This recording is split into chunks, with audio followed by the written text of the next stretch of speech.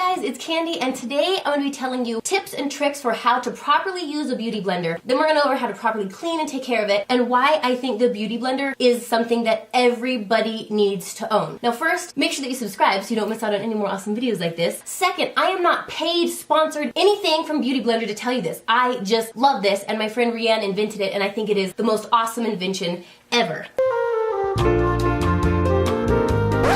So when you apply makeup with a beauty blender, it gives you a flawless, airbrushed, and dewy makeup look. It doesn't look heavy or cakey, and it just looks like your skin was just airbrushed into perfection. The first thing that I learned on the movie set when I was apprenticing as a makeup artist was how to perfectly apply foundation with a sponge. You were not taught how to use the brushes because a sponge gives you a very flawless application because you're rolling and pressing it into the skin. So you're going to fill and cover all of the pores 360 degrees, as well as any kind of acne scars or any divots or indentations, because the face is multi-dimensional and a brush will just give you brush strokes. So the difference between this and many of the other knockoffs is that they're made of different formulations of sponge. Rianne, my friend, invented this over 10 years ago to help with high definition makeup. This is a proprietary and secret formulation that she has, and it is a hydrophilic sponge. It is totally latex free. All of the dyes in here are vegetable dyes. So many people have latex allergies. Latex absorbs the makeup and the oil. What this does, this hydrophilic sponge formulation, absorbs all of the water, and then the makeup just hovers on top. So this is going to save you makeup because your sponge isn't going to be soaking it up. And the special formulation of this sponge, which I don't know the secrets of, it's very different. And if you ever try a knockoff, you will definitely know the difference instantly. I've tried so many different other knockoff versions of the beauty blender, and none of them will give you a finish. None of them feel like this. This is very soft. It's very squishy and pliable, and it has a suede-like texture to it that many of the knockoffs don't have. They still feel like a harder latex sponge, and they don't give you that flawless application. So it's worth it to spend more money to get the flawless application that you're going to get with the beauty blender. And each one of these is handcrafted and hand shaped in the US. It's not from a production line. It's not mass produced sponges that the generic ones all have this certain shape.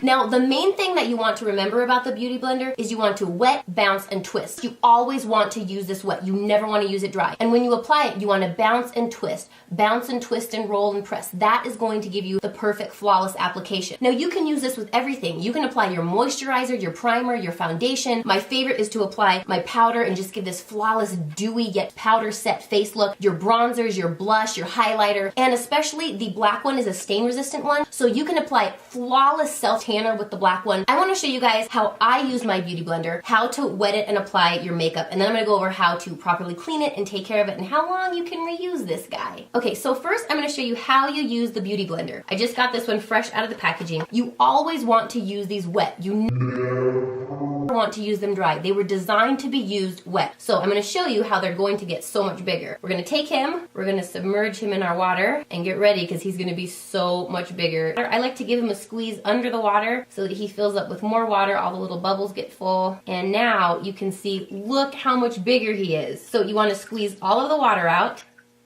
Then what I do is I take a paper towel and I will squeeze the excess water out also. Now he's ready to go. So it should be light and fluffy. You can see no water is going to be squeezed out. So what I'll do is I'll take a few pumps of my foundation. You want to push it into the skin. You're pushing and bouncing. So as you see when you're doing this, you can also push and roll. What this does is it pushes it into the pores 360 degrees, where a brush is just going to get one side really well. Even if you go back and forth, you're not fully going to get all 360 degrees of each little curve of the pore. If you have acne or any kind of scarring, it really fills in those areas really, really well. And a lot of times, if you're doing it on your own face or you're working on a client, they will say, oh my gosh, this feels like a facial treatment, because it really does feel like a massage. Now, I want to show you guys a step of how I even blend with the beauty blender. I'm going to do a little bit of contouring. If you guys haven't seen my contouring video, I will put a link for that below. I'm going to do that and show you how you can perfectly blend it all away with your beauty blender. Then you just take your damp beauty blender. I start with the highlighted areas first, and then I just blend the dark right on top. And then again, this gives you a perfect airbrushed and flawless look that you just would not be able to get with brushes. Now, my favorite part is using the Beauty Blender to actually apply my powder because it gives a very non-cakey, non-heavy look to your makeup. And again, you always want to use this wet, even when you're using a dry powder. So this is just a loose translucent powder, and I just load up my Beauty Blender like this. And then again, you just push and press it into the skin, and it gives you a light and beautiful, flawless finish. A lot of times if you're using a brush and you're kind of dusting the powder onto the face, you're actually sweeping or removing some of the foundation that you applied. So this gives you a very flawless look, and this will make your makeup last all day long because you're actually setting the makeup by pushing it into the pores. This is my favorite for under the eye area because it really helps prevent that creasing or caking, and it's really great for powdering your eyelids so that they're really dry and set before you put your eyeshadow. Now, you can also use your brush to apply your bronzer, or you can use the bottom, the larger, rounder side. You could use this for cream blushes, for bronzer, for whatever you want. So I'm just going to show you guys. You can just take this and you can apply your bronzer directly with just your sponge. And you will notice it gives you such a light and flawless. It's just like you're just blending and everything just automatically looks beautiful and blended without really doing anything, just because the bouncing helps spread it out. You could also take the pointed side and you could do the tip of the nose for shading, down along the side. You can do so many things with just the Beauty Blender that you don't even need brushes for. Now, if you have a powder highlighter, you can also use the pointed side and you can just dab it right where you want to, because the pointed part is really going to give you accurate placement of the highlight, and it just gives this glow that your makeup just looks so dewy and not cakey and not heavy, which that's why I just love the Beauty Blender so much. Now I'm gonna go finish putting the rest of my makeup on. See, and I just finished up my makeup look using the bottom of my Beauty Blender, and you can just apply it perfectly as a blush with just like the lightest dabby kind of glowy finish.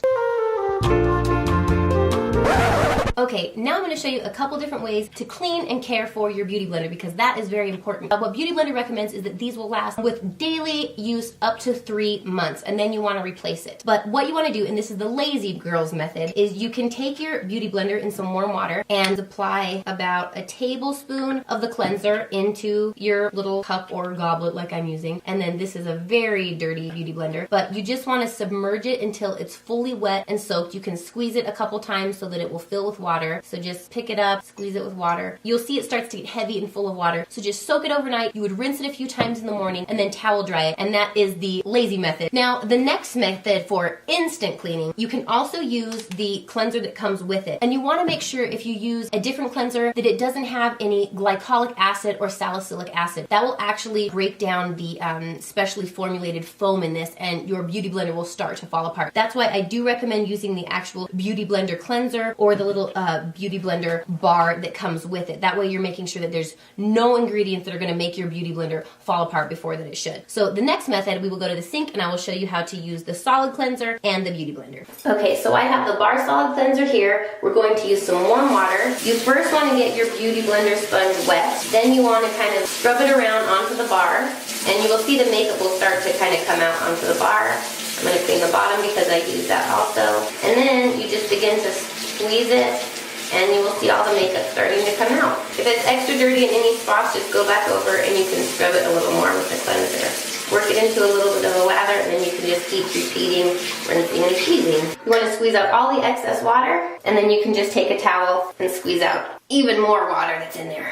Now to dry it, you can actually use the container that it came in. You can set it on its side like this so it will dry, or you can actually set it anywhere where it's an open air to dry. You don't want to put it in any closed containers. You never want to put the Beauty Blender back inside the container because it won't fully air dry and it could start growing bacteria inside. So if you haven't fallen in love with the Beauty Blender yet, I think you are going to now. I mean, I have these all over the place. I hope you guys love it. I hope you fall in love with the application that you get from using the Beauty Blender. And that's it. If you guys tag me or anything, or a photo or anything on Instagram, I always love to try to comment to you guys. Let me know if you have any other requests of videos that you guys would like to see, or show you guys how to use a tool or product or review something. Leave that down below. And then you can follow me all over on Twitter, Instagram, Facebook, everywhere. I'm at Candy Johnson. Huge hugs from my house to yours, and I will see you guys in the next video. Have an awesome day. Bye!